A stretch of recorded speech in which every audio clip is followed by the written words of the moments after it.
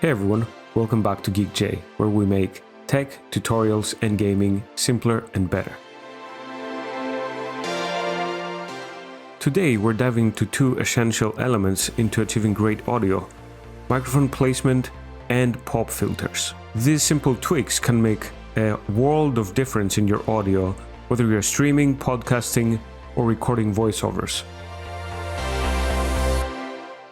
So let's start with microphone placement. Where you position your microphone has a huge impact on the sound you capture. Most of you are probably using a condenser microphone just like me, which are very sensitive and are great for picking up a lot of detail. This is great for clarity, but it also means they're susceptible to picking up a lot of noise.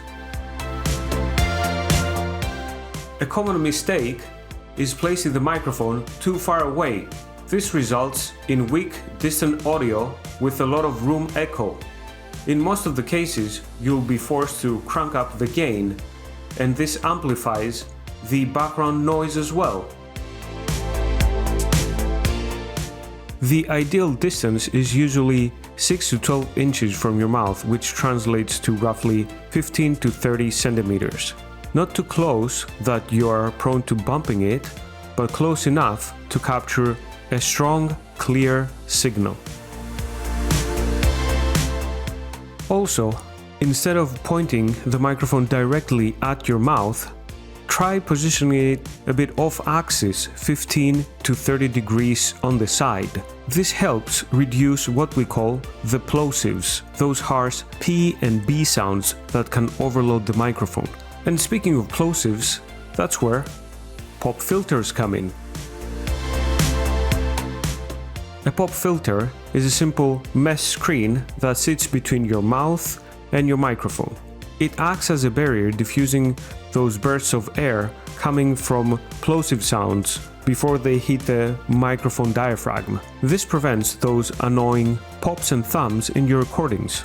Without a pop filter, these plosives can create a sudden spike in volume, which can be jarring for listeners and can even cause clipping. Pop filters are inexpensive and really easy to attach to any microphone stands.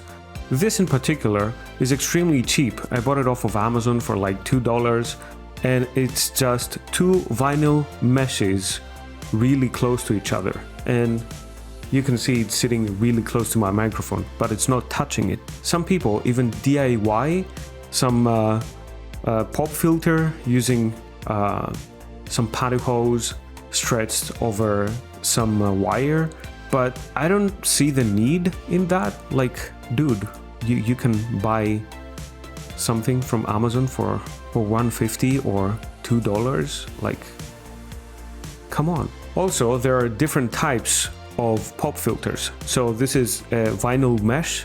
You can find fabric meshes, you can find foam style filters, and you can even find metal mesh pop filters. But those are the most expensive. They can range from 50 to a lot of money, like even thousands of dollars. So if you're not a professional, you probably don't need that. Like 2 seconds ago, you were thinking about the DIY thing, right?